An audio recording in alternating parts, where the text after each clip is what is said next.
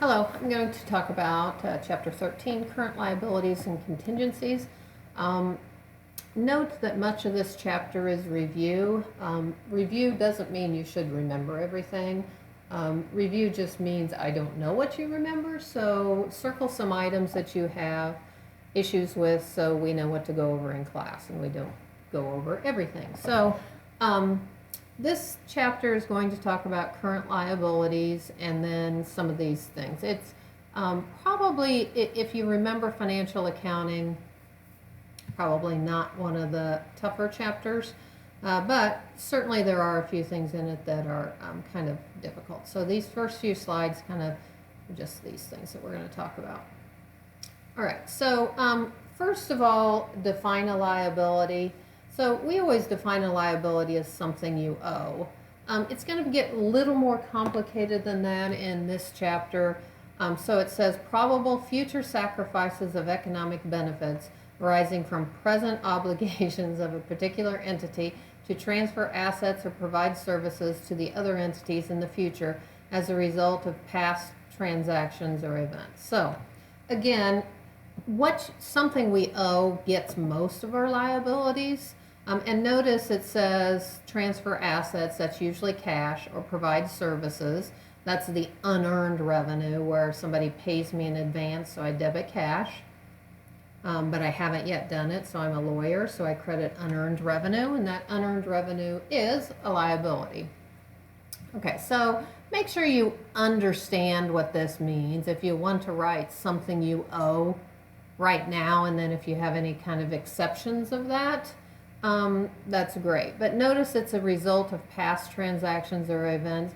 What that basically means, why they need that in there, is you can't book a liability for something you anticipate in the future. So for example, if I'm a hospital and I generally have some lawsuits each year and I generally lose $10,000 a year to lawsuits, okay, I can't book that as a liability because the event has not happened yet. So I can't estimate future liabilities, or if I estimate that the EPA generally changes its rules every 10 years and therefore I'm going to owe something in the future. I can't do that because they haven't done it yet. So that's what that means. But things you owe might get you there, and the event has to happen. So what makes it current?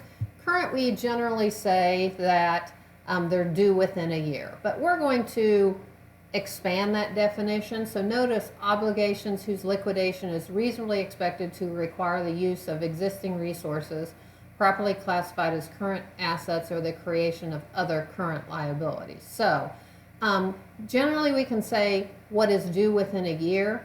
An exception to that is if you intend to refinance it, we're going to find out later, then even though it's due within a year, it's not a current liability because look at this. Expected to require the use of existing resources classified as current. So if I intend to refinance it next year, I am not paying cash for it next year. And if I'm refinancing it long term, I am not paying it with current liability. So notice you probably can change the current to due within a year to will be paid within next year. And maybe that will get you a little better definition. Things that will be paid next year. Okay, so now we're going to go through these. I've noticed accounts payable, notes payable, dividends payable, customer advances. We're going to talk about each of these. I'm going to talk about them quickly because a lot of these are review. And you can feel free to ask me about them in class. Etc. So accounts payable, trade accounts payable. Accounts payable are when I order something from somebody on a repetitive basis and they've set up an account for me, I have an accounts payable. So usually for goods or services that I purchase often, and then I can have 210 net 30, 2% discount if paid within 10 days. The net's due within 30 days. They're commonly due 30 to 60 days. So notice we would have debit, inventory, credit, accounts payable as an example of that. And if you don't know what 210 net 30 and how to distinguish that, you can feel free to ask me. But 2% discount then paid within 10 days. Okay. Notes payable is just that. I borrow money. Okay. So depending on when you're going to pay it back or when it's due, because you generally pay it back with that, I debit cash, credit, notes payable, or things. It's more formal. You've signed a piece of paper. An account is with usually a creditor. So Quincy University might have an account with Nike if they buy uniforms, might have an account with a paper supply company, etc. But I might sign a note with a bank because we're going to fund something short term. Okay, and we'll get into zero interest bearing notes. Okay, so now we're down here to the difference. I'm actually going to make some more space on that. So what's the difference between a regular interest bearing note and a discounted note? A regular interest-bearing note is when you pay the interest at the end. A discounted note is when they take the interest out of the face. So here, they agree to lend $1,000, sign a 6% 4-month note. So at the end, I'm going to pay back $100,000 plus 6%. So you can see I debit cash and notes payable, and then I have interest expense, interest payable, and then I don't know why they just didn't combine it. Then I pay it off with the notes payable and the interest, okay? So this was, I believe, because it was June 30th and you didn't pay it back till July 1st. So if somebody needed a financial statement on June 30th, I need to make this entry so interest payable appears on the financial statement. But if we would have simplified this and just paid it back on June 30th, I would have just done the interest expense right there. Okay, so if you have any questions, ask about that. A discounted note is where I take the interest out of the note at the beginning. Notice they changed the note amount to 102 instead of 100,000. I wish they would have left this at 100,000, but we don't have that. So we have issues 102,000, 4 months, 0 interest bearing note. So the notes payable is a different amount, 102. They hand us $100,000 cash. And so I debit discount on notes payable, just like we did in our present value chapters. How it's presented on the balance sheet is it's still notice, it's still $100,000. So it's a little misleading there. Okay, so what type of account is discount? It's a contra account, and it is interest, and just like you would allocate the $2,000 interest expense on the other one, we do the same thing with the discount. Okay, so you can kind of look at these for some examples and ask me if you have any questions on those. Purchase inventory, issued a note, etc. So I'm going to let you make sure you understand those. It's up to you to ask in class. Don't assume you know it. I am not going to assume you know it, but I'm not going to go over it if you don't have any questions. Okay, dividends payable. Right here. Dividends payable, we just generally don't call them accounts payable because you don't have a reoccurring account with shareholders. So you have dividends payable. So we usually pay dividends quarterly. So at the end of every quarter, let's talk about a few things. Okay. So there are 3 dates: the date of authorization, the date of record, and the date paid. Okay? The date of authorization or the date of declaration is when the board of directors declares they're going to pay a dividend. On that date, right there, this is very important, on that date is when it becomes a liability. Okay? So the date of record, there's no entry, so we can basically ignore the date of record for accounting purposes. But if you kind of picture for, prior to computers, etc., the date of record is just we go get the list of people who own it. So a lot of people in finance, you might talk about selling it between the date that the dividend is declared and the date of, I'm going to call it date of declaration. Date of declaration, date of record, date paid. There's a lot of people that sell it between there, and the stock price is going to go up by the amount of dividend, etc., etc. But our 2 accounting entries are the date of declaration when it becomes a liability. So remember, dividends do not have to be paid. But once you declare them, they now have to be paid. So that's when it becomes a liability, and it's paid later because it takes a little bit of time between this to figure out who owns it, et cetera, et cetera. So it's generally paid within 3 months, and it's generally paid once a quarter. So you're going to have a liability between the date it's declared until the date it's paid. Okay. Here's a couple things that are important. Undeclared dividends on cumulative preferred stock is not recognized as a liability. So what does that mean? Well, there's 2 types of stock, common and preferred stock. And we're going to have a whole chapter on this later. But preferred stock is not necessarily preferred to own. It has preferences. And one of those preferences is it gets its dividend before the common shareholders get it.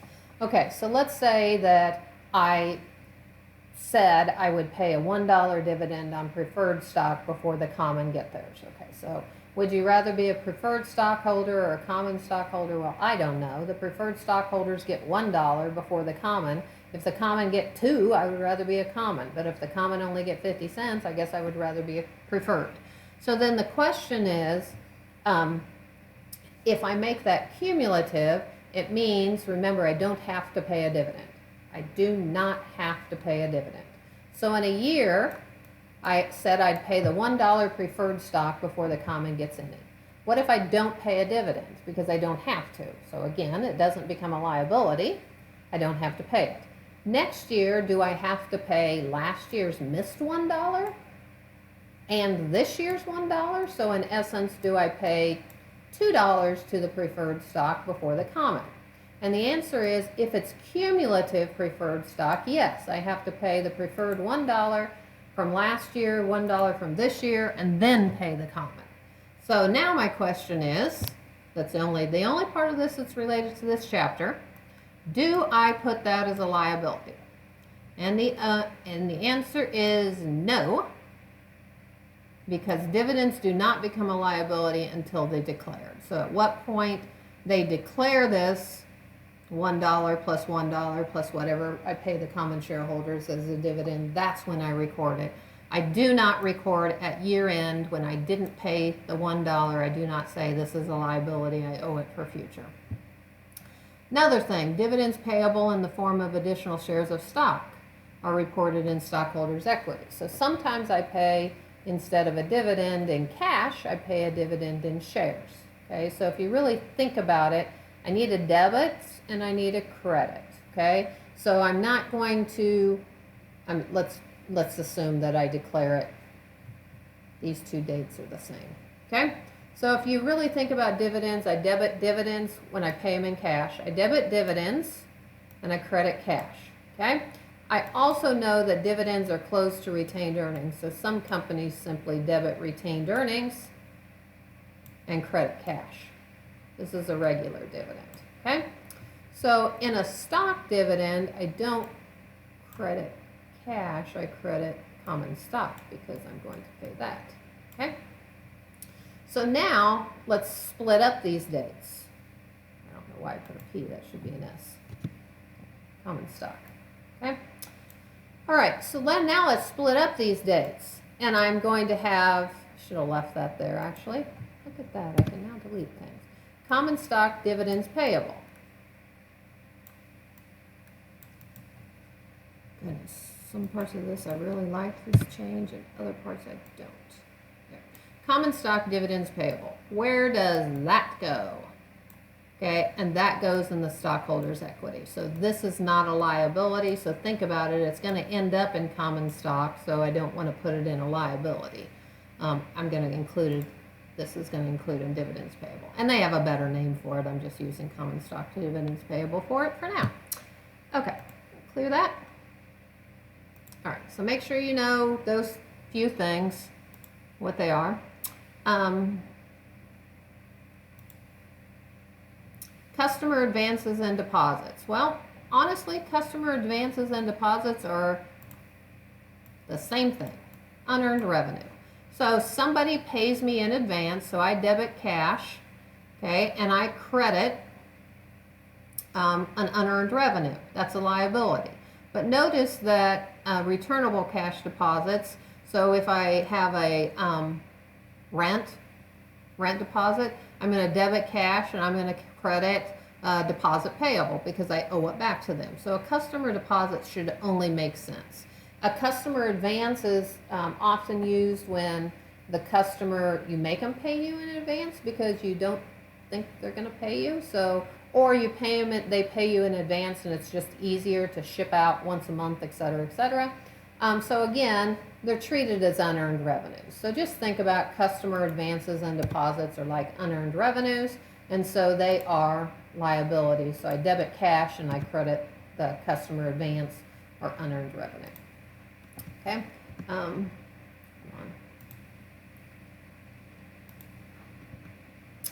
on. Unearned revenue, if you guys need some, all of these are liabilities until I earn it, and when I earn it, so basically the journal entry is I debit cash and I credit unearned revenue.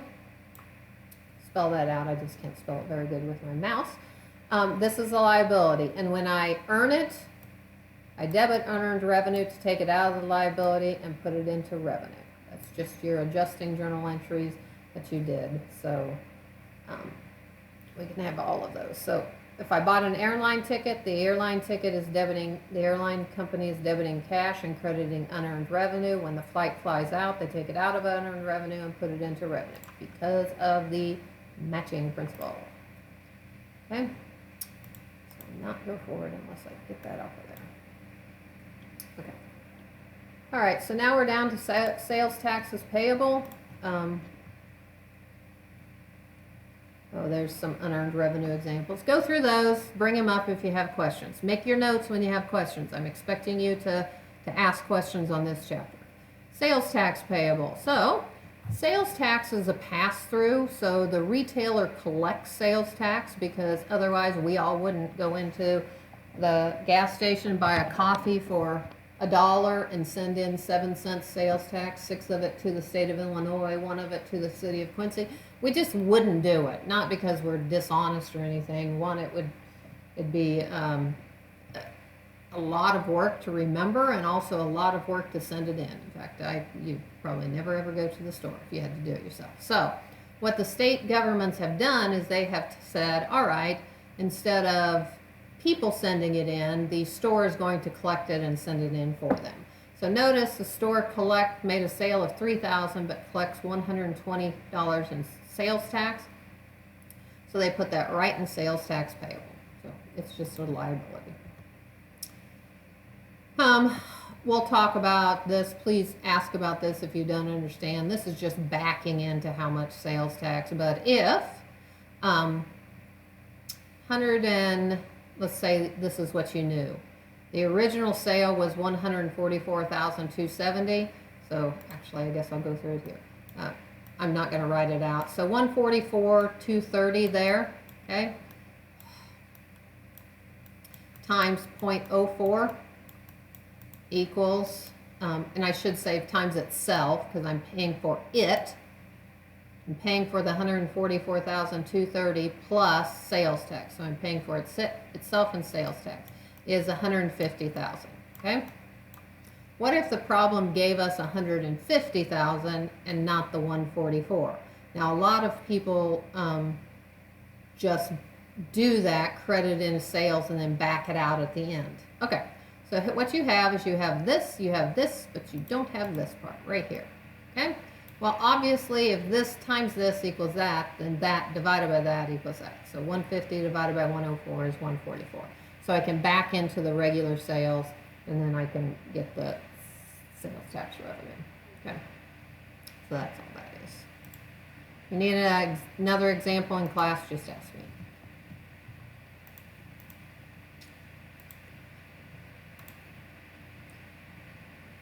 All right. Income taxes payable. Income taxes payable are just that. You have to have, individuals pay taxes on April 15th of the next year, so they also have to book income taxes payable at the year end. Notice there are differences between book and tax income, and you'll talk about that in chapter 9.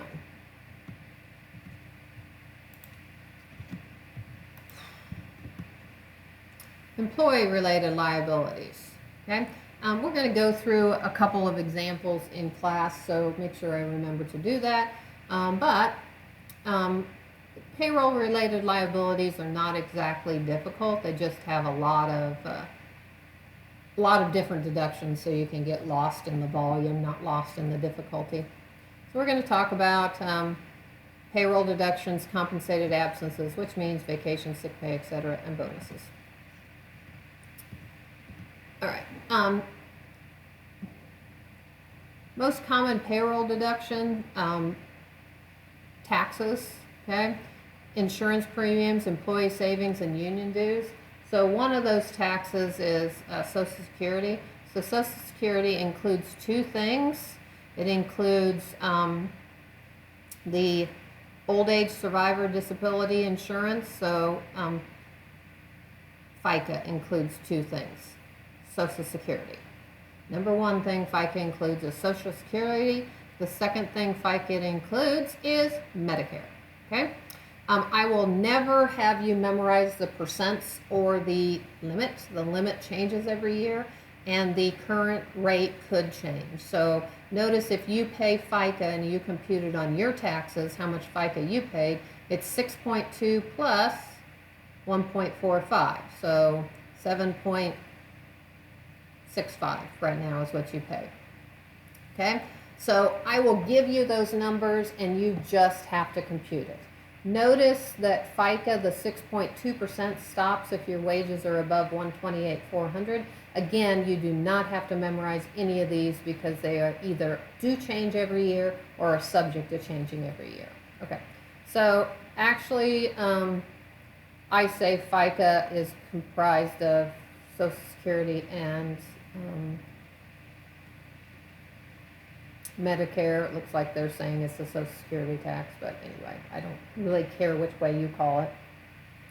All right, so we have, I think it's FICA on my payroll, both of them together. What I'm talking about is whether just this one is called FICA or both of them together are called FICA. I generally say both of them together are called FICA, and that is a common thing, but maybe it is incorrect. Okay, so two things, Social Security and Medicare. I will tell you the caps, and you need to just compute what it is by reading it. It's just a little math story problem. Okay, so who pays FICA? This is kind of important. I don't know if I saw it over there, but FICA is paid for 6.2% plus 1.45%, so 7.65% by the employee, and it is also matched by the employer. So both the employee and the employer pay FICA. If you are self-employed, you get to pay both sides of it. So 2 times 7.65% is what you pay. Unemployment taxes are only paid by the employer because the employer is the one who is doing the unemploying. So this is the rate. Again, it is subject to change, so I will give you these amounts. So it's only on the first 7,000 of compensated and paid to each employee. So if I said payroll was $100,000 in October, you might guess that people are over the $7,000 limit by October, but you don't know who started last week. So you just have to be told how much is subject to the unemployment rate. 6% will be given. Total compensation subject to it will be given. So notice there's federal unemployment and there's also state unemployment. State unemployment laws differ, so again, you will be told how much is subject to it and what the rate is. Okay, so who pays federal and who pays unemployment taxes? There's two, federal and state, both paid by the employer. Okay, who pays withholding? Well, the employee pays for the withholding. The employer simply withholds it from their check and then writes the check for them. So again, just like sales tax, because people would tend to forget to pay, not pay, etc., the federal government and the state governments require the employer to take it out of your pay and send it in for you. So here are some common deductions here. All right, so an example is basically what you do is you take gross pay down to net pay. So we made $10,000 and we had withholding of $765 for FICA. Again, says entirely subject to FICA and Medicare. So I have 7.65 is withheld, so $765. Income tax withholding of $1,320, and union dues are also deducted. So if I did a gross pay to net pay computation, I'd have $10,000 minus $1,320 minus $765 minus $88 gives me $78.27. Notice I didn't take into account federal and state unemployment because the employee does not pay them, the employer does. So when I get to the next slide and I have what does the employer pay, they're going to match the FICA and pay federal and state unemployment. Okay, so my gross pay to net pay computation, then I debit wages expense for gross pay and credit payables for who gets it. Okay, so I would do wages payable there, but cash is fine. So of that $10,000, $1,320 is sent to the federal and state government for withholding. A lot of companies split it out between federal withholding and state withholding payable. FICA goes to, notice they said FICA was only old age and now they've combined them here. FICA is $765, the union gets $88, so wages payable, the check written to the employee is $78.27. All right, so remember I said the employer matches FICA, and then they're the only ones that pay unemployment taxes. So I have payroll tax expense and payables to who gets them.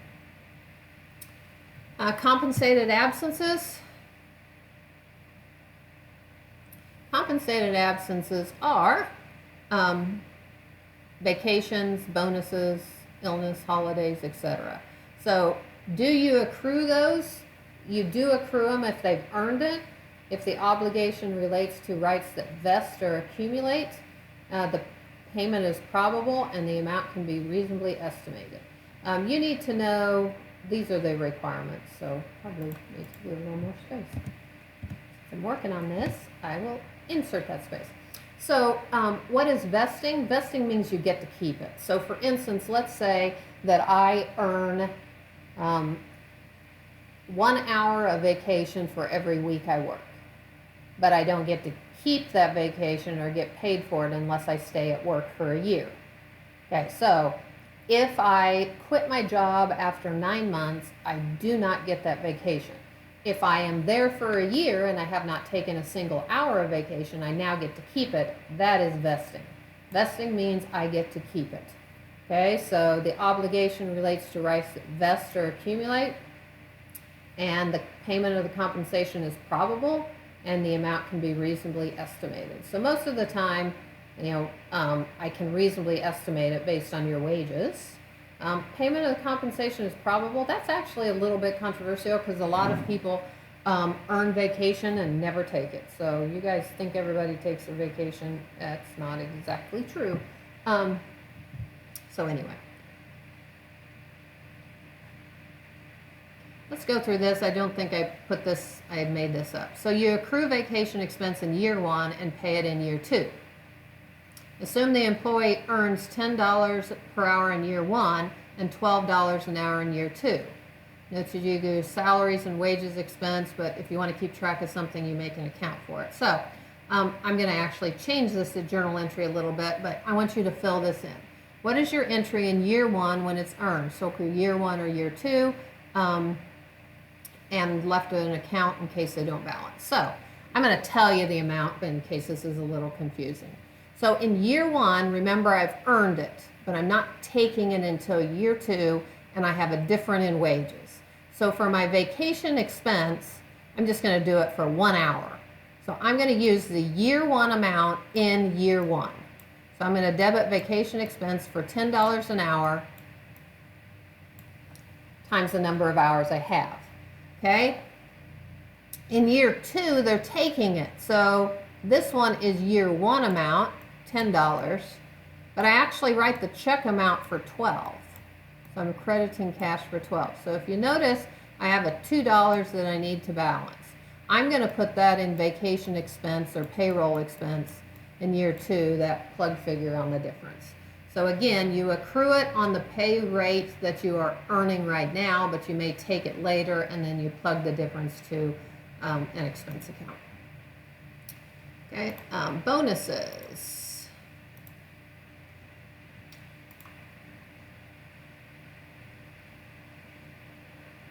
Okay, so you can see they did the same thing there. So probably should have put that one there, but I think this one was easier. So notice that they have 10 individuals get paid $480 a week.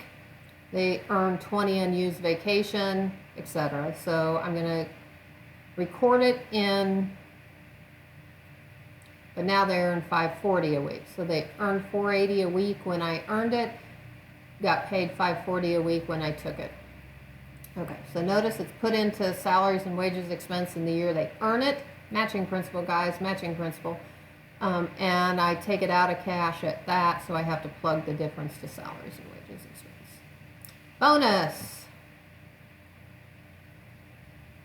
Bonuses are paid, are in operating expenses. Unpaid bonuses are current liabilities. So you record them when they are earned, not when they're paid. Okay, so that's this one. You can see that. Current maturities of long-term debt. Portion of bonds or notes. You can read this. Okay, so if you have a 10-year bond for $100,000 that is due $10,000 each year for the next 10 years, how do you classify it? Okay, the amount that's current is what is due and what you're going to pay in a year. So this is $10,000. And this would be $90,000. So this both adds up to the $100,000. After I pay the $10,000, I've only got $90,000 left. So next year it would be $10,000 and $80,000. The next year $10,000 and $70,000. Okay. If you have a 10-year bond that is all due at the end of 10 years, how do you classify it? In year 1, 0 is current. $100,000 is non-current. In year 10, $100,000 is current and 0 is non-current because it's due that year. Well, maybe I guess in year 9, I should say. But anyway, the year it's due, or the year before it's due, if you're going to pay it next year. If you have a 10-year bond that is due next year, but you're entered into a refinancing arrangement that will pay the bond off in 5 years, how do you classify it? The amount that's current is 0, and the amount that's non-current is all $100,000 because I have a 10-year bond that's due next year, but go back to the beginning of this handout, I'm not going to pay it out of current assets. Okay, so I'm refinancing it in long term, so I'm not going to pay it next year. Even though it's due next year, I'm going to not pay it next year. So I'm going to not classify it as current because it's not going to be paid out of current resources. I'm going to classify it as non-current. Okay, what are the reasons you would classify a current maturity as long-term? Because the proceeds will not be paid out of current assets. It's going to be paid off in 5 years, etc. Okay, next one.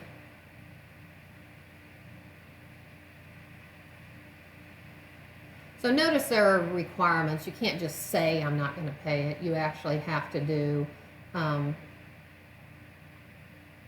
liabilities contractually due to be settled more than 1 year.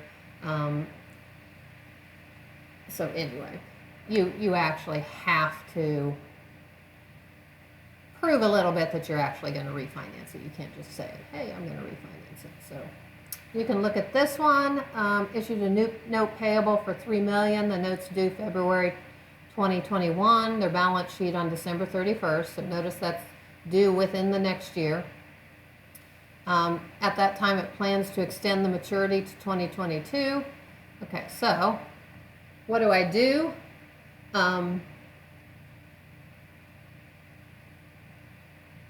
What if the accounting treatment of the short-term debt to refinance if the contract to refinance is completed on January 15th, 2021? So by December 31st, 2020, so I've got to prove I can do it by the balance sheet date. Okay, if I can't prove I can do it by the balance sheet date, it stays as current. But notice, what is the accounting treatment if I completed my refinancing by December 31st? So now, since I can prove on the balance sheet date that it is going to be refinanced, I classify it as non-current. Okay, gain or loss contingency. What is a contingency? A contingency is something that is contingent upon the outcome of something. So the easiest one to explain a contingency is a lawsuit. So the amount you're going to lose is contingent upon how much you will lose under that lawsuit.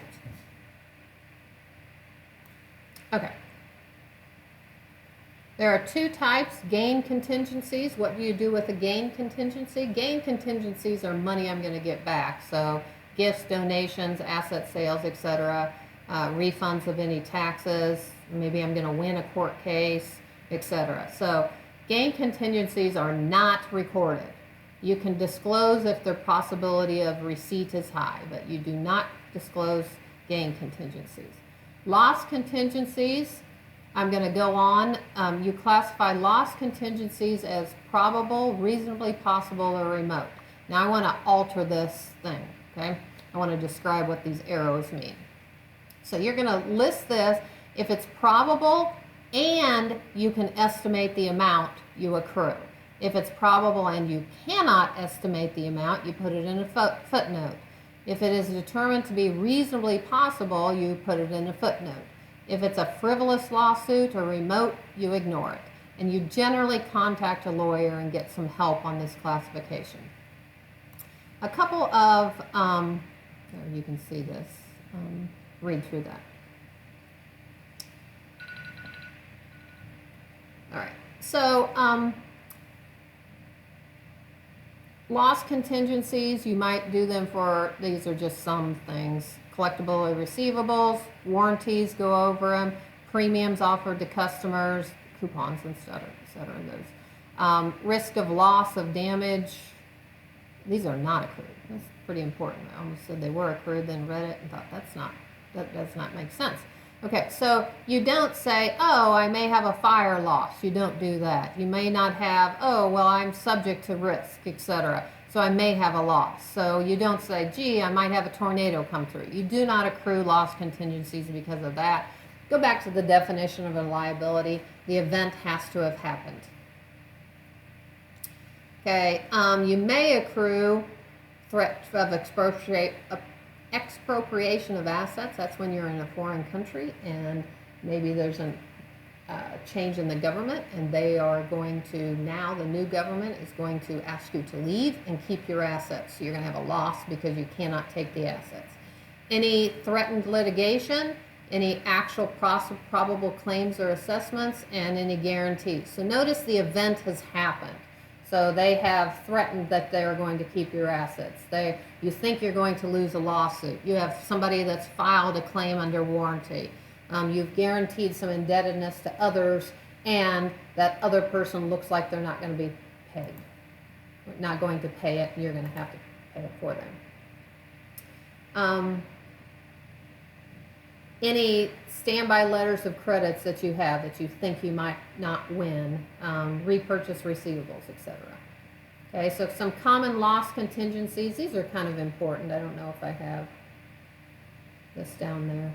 But litigations, warranties, premiums, coupons, and environmental liabilities. Those are some common things. And I am actually going to stop here because I have a webinar starting. So I will start on the insurance warranties part. I may just make sure they're on a different page for you when you actually do this. And I can tell you which ones they're on.